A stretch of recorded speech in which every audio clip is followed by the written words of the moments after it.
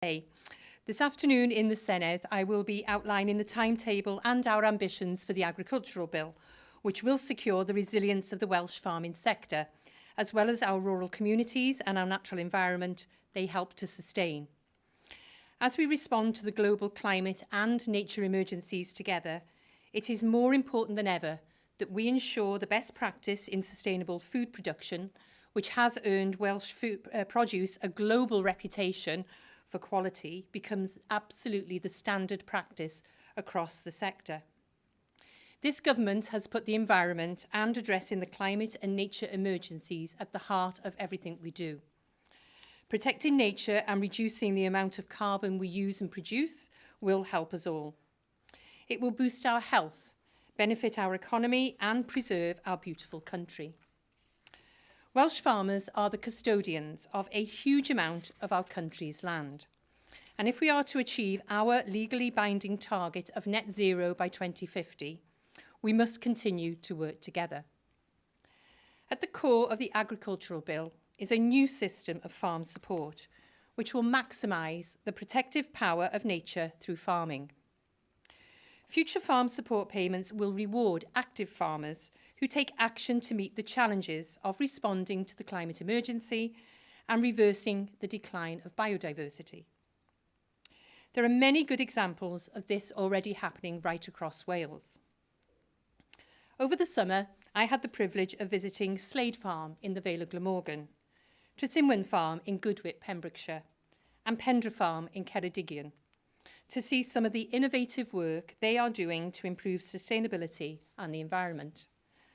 The Agricultural Bill, which sets out the new sustainable system of farm support, will be introduced in the first year of this Senedd term. It will be a significant change for the sector since leaving the European Union, but it does also represent the next major step in our agricultural reforms to help Welsh farms and farming sustainable. Wales needs to increase woodland creation to tackle climate change, but we want to do this in a way which retains local ownership and maximises the benefits to local economies. Farmers have a crucial role to play in planting trees. This creates potential new sources of income and green jobs in rural Wales. To further support our environmental ambitions, I've also announced more than £66 million to be made available through an extension of our Glass-Steer scheme. More than 1.3 million hectares of Welsh agricultural land comes under a Glass-Steer contract, delivering a range of environmental benefits, from habitat restoration to safeguarding our soil and water resources. This extension will help us further understand the impact and contribution Glass-Steer makes, and will contribute to the development of the future sustainable farming scheme. Returning to the Agricultural Bill, to provide clarity to our farmers and the wider sector, I am publishing a delivery plan which sets out the key milestones. Next year, I will publish an outline of the new sustainable farming scheme, which will include the actions we are proposing farmers will be asked to undertake, such as animal health planning, the sustainable use of medicines, and good biosecurity. All of these are key to ensuring we have healthier and more productive livestock in Wales. We will continue to work closely with our farmers and ensure their voices are heard as the future support scheme is designed and finalised. There will be a final consultation on the scheme in spring 2023. We will work with farmers during 2024 through an outreach programme to help them become more familiar with the new scheme, which will open in January 2025. It is my intention to continue with the basic payment scheme until 2023, subject to the UK Government's comprehensive spending review. This will provide support for farmers as we move towards our new sustainable farming scheme. We have been absolutely clear the UK Government must replace EU funding in full and support Welsh farmers and our rural communities. This means the UK Government must reverse its approach to replacing EU funding in the UK and its plans to deduct Wales' existing EU funding, which has already been committed to priority projects. This wrong-headed decision means there will be a cut in the funding available for rural communities in Wales of £137 million in this financial year alone. Finally, before I take questions, I want to say a few words about Farming Connect. I've announced a further £7 million to extend the Farming Connect programme to March 2023, and I know this will be welcome news to the sector. Farming Connect provides important business support to thousands of farmers and foresters across Wales, helping them develop new skills and find more efficient and innovative ways of working. From visiting farms the length and breadth of Wales, I have seen firsthand the positive impact Farming Connect has on the livelihoods of our farmers, and I look forward to seeing more benefits thanks to today's announcement. This is a very difficult and worrying time for our farmers. Leaving the European Union has resulted in many challenges for our agricultural sector, and combined with our stretching climate change targets, we need to change the way we do things. By working together, we can secure a successful future for our rural communities and the wider agricultural industry. I would also like to take this opportunity to again thank the industry for its hard work during the COVID-19 pandemic, ensuring food production and management of the land continued. So thank you very much, diolch yn fawr iawn, and I'm happy to take questions from journalists. And the first one is Stefan Messenger from the BBC. Afternoon, Minister. Thank you very much. So a new subsidy scheme from 2025, almost 10 years since we left the EU. Do you accept that Wales is lagging behind when it comes to agricultural reform, given the situation in England and the advances that are already happening there?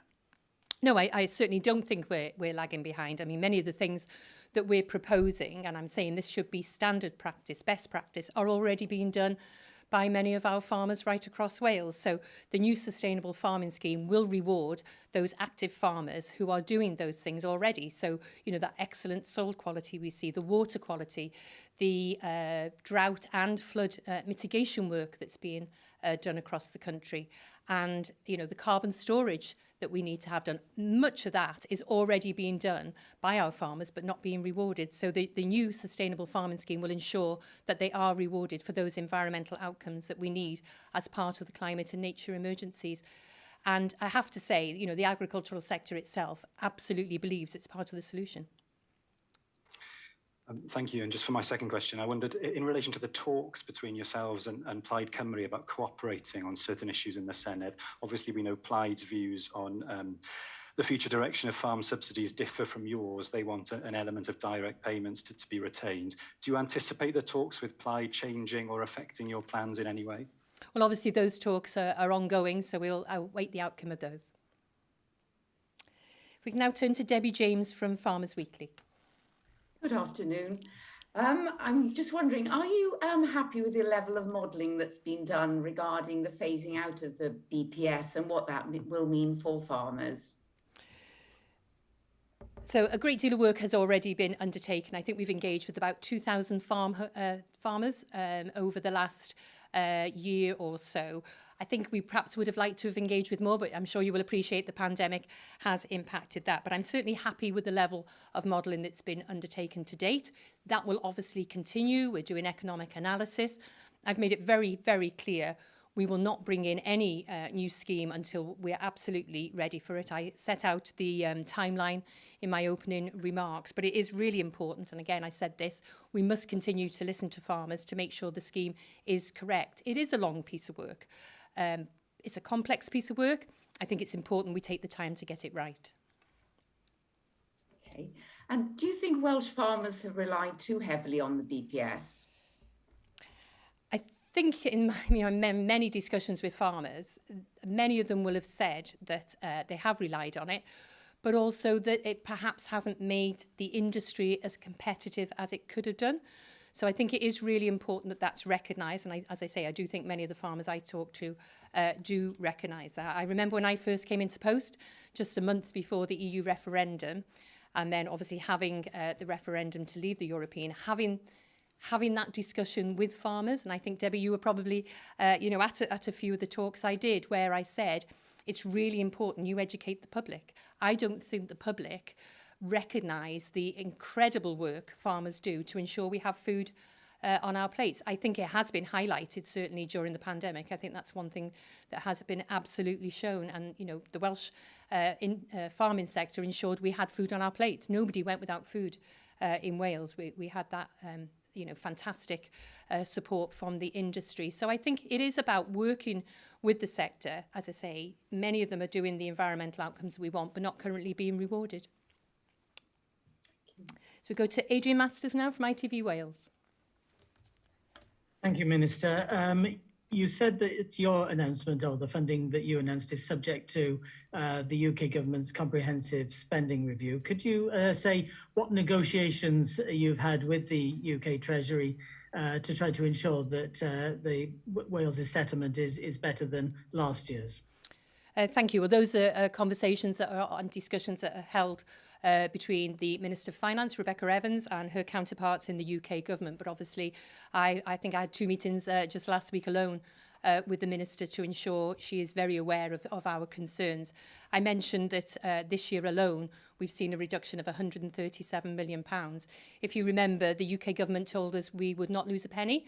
And that is what we are telling them they must come forward with. It's really important, again, that we all work together to make sure we receive that funding. But clearly, the Welsh Government hasn't got that funding to make up the shortfall. So it is imperative the UK Government sticks to its word and we get that funding.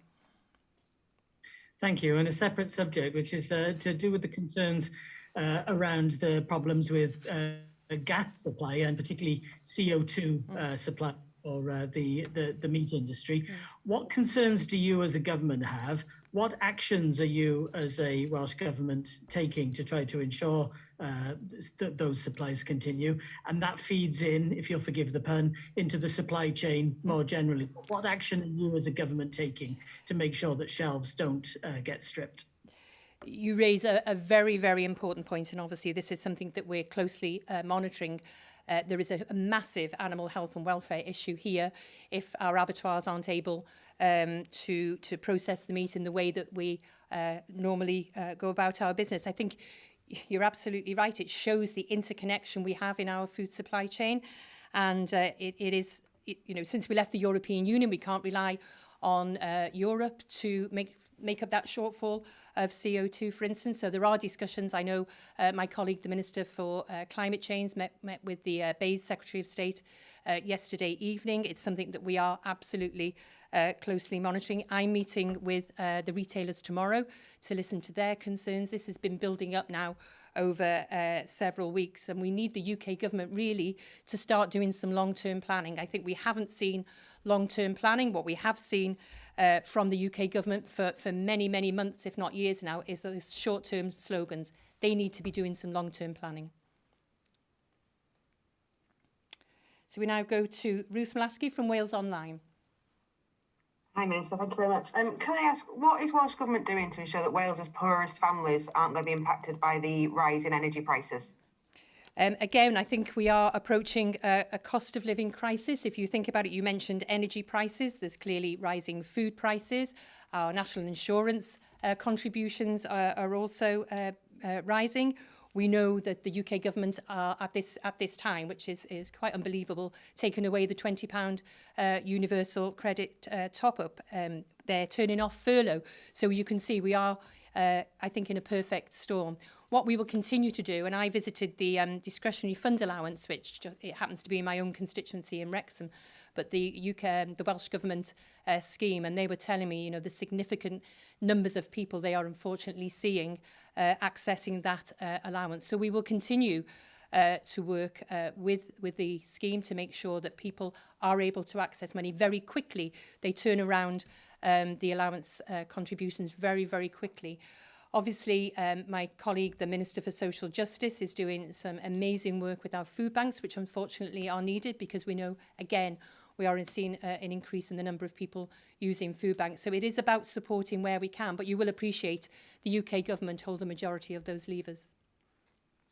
Sorry, I do have a second question. Can I just push you there specifically on a few things that Welsh Government is going to do for families? You know, there'll be a lot of people very concerned at the minute hearing the headlines. So what are the sort of practical things that Welsh Government is doing? And then I do have a second question if I can. Well, I mentioned a few of the schemes. I was just saying I visited the allowance scheme on Friday. We are continuing to make sure that there is funding in that. That funding has increased over the past 2 or 3 years. I think it was about £7 million 5 years ago, and it's now trebled. So we are making sure we've got funding into that. But you will appreciate the benefits system is for the UK government to deal with. Thank you very much. And can I ask on coronavirus? You've previously said that a fire break in relation to October half term is off the table. Is the current rise in cases, does that mean that may well be back on that discussion table? And is that something Cabinet are talking about at the moment? Not at the current time, but you will appreciate it is a very, very fluid and quick-moving situation. And obviously, as a Cabinet, we meet at least twice a week, if not more. So it could be something that would come back on the table, but at the current time, it isn't. Thank you very much. We now go to Ellen Llewellyn from Ffermio. And following on from Adrian's question in a way, is there a plan B if UK government doesn't provide you with the funding that you need to maintain BPS and glass-tier payments for the next 2 years?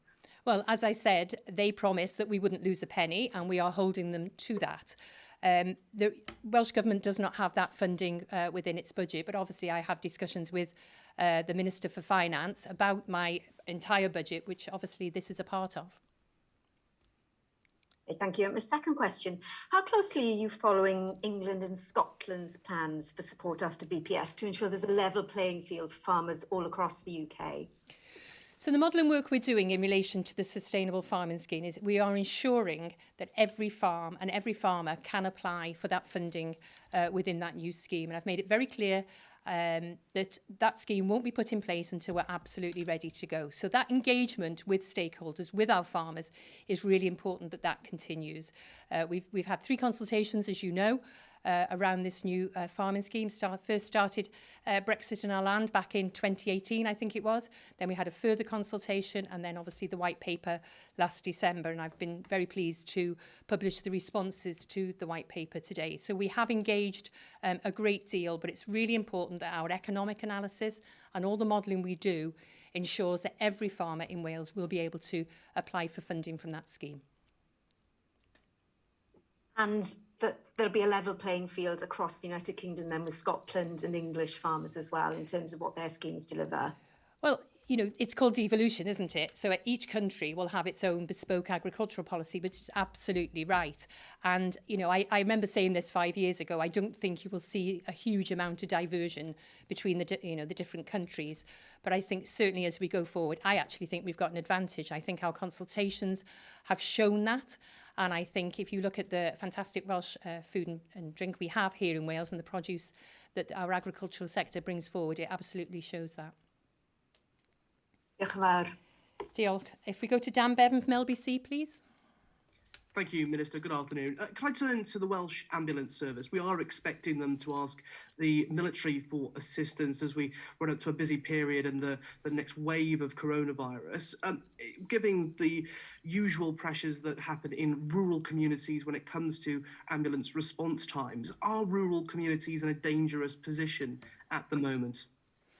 Well, we know of the severe pressure our ambulance system is under, and, you know, we should pay tribute, I think, to our amazing ambulance and, of course, all our NHS staff who are working and continuing to work in unprecedented times. I think what we need to look at in relation to ambulance times is if you look ahead of the COVID-19 pandemic, they were hitting their targets. Every call they have to take now, they have to do it in a COVID secure way. They have to put PPE on. That takes probably 5 minutes. So it's bound to have an impact on the response times.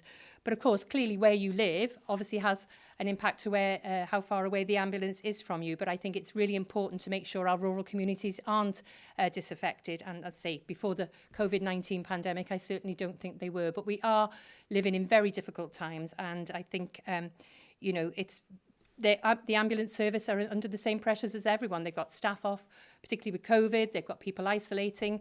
I think we just have to recognise that people must think very carefully ahead of ringing for an ambulance. Is it the most appropriate way forward? And this is a plea really to everyone. Can I just push you on that, Minister? Are rural communities in a more dangerous position than, say, compared to someone who lives in the city at the moment? Well, it depends where the ambulance is when it gets called as to how long it takes to go there. But what I was trying to explain was it's really important people think about phoning for an ambulance. Do they need an ambulance? Is it the right mode of transport for them to get to where they need to go? I've explained the reasons why the waiting times are a bit longer, and clearly it depends how far the ambulance is from you when you make that call. And just going back to the CO2 shortage, you mentioned about the talks that you're having with the UK government on this, but is there any direct action that the Welsh government are taking on this in the short term? Well, because our supply chain is so interlinked, we do look to the UK government, who obviously have the levers to do this. We are working with the abattoirs to make sure they're aware of the risks, obviously, and it could have an impact, as I say, on animal health and welfare, which is clearly of great concern to us. So really, we do need to look to the UK government to start doing a bit of long-term planning around this and what is going to happen. So those discussions with the UK government are ongoing. Finally, if we can turn to Abby Kay from the Farmers Guardian. Thank you, Minister. First question is on payment rates, please, under the Sustainable Farming Scheme. When can we expect to see what they are? And can you shed a bit of light on the methodology that you're using to calculate them? Well, as I said, the actual scheme won't be introduced until January 2025. So at the moment, what we're concentrating on is setting up the scheme, looking at the modelling, looking at the economic analysis. So I can't give you, a set price for what they will be. What I have said is the things that will be paid for out of that scheme. So those environmental outcomes, those public goods. And, I mentioned several examples before: water quality, soil quality, drought and flood risk mitigation, carbon storage. So many of the things that farmers are already producing but are not getting rewarded for. So we're still several years away from hearing about payment rates. I was going to say, yes, it won't come in until January 2025. There is a long way to go yet. I have set out the timescale for it. The most important thing is we get the scheme up and running, and we don't go from the basic payment scheme till the Sustainable Farming Scheme until it's absolutely ready. Thank you. And just to push on the question from Stefan, have you accepted the argument from farming unions that some element of stability payment will be needed under the new scheme? Is that something you're anticipating? No, I don't think so. I think, as we progress with the Sustainable Farming Scheme, I hope that, everyone will realise that this is the most appropriate way forward. It's not set in stone, as I say. We haven't designed that fully yet. What is really important is that the farming unions continue to have discussions with us about the design of the scheme. I've made very clear it will be a co-design. We can't do it on our own. It's really important it fits in to the agricultural sector. So those discussions will be ongoing with our stakeholders. I mentioned we've spoken to 2,000 farmers. I would have hoped it would have been a few more by now, but you will appreciate the pandemic had a significant impact on the amount of contact we had last year, but we've certainly increased it and it is ongoing. Thank you very much. Diolch.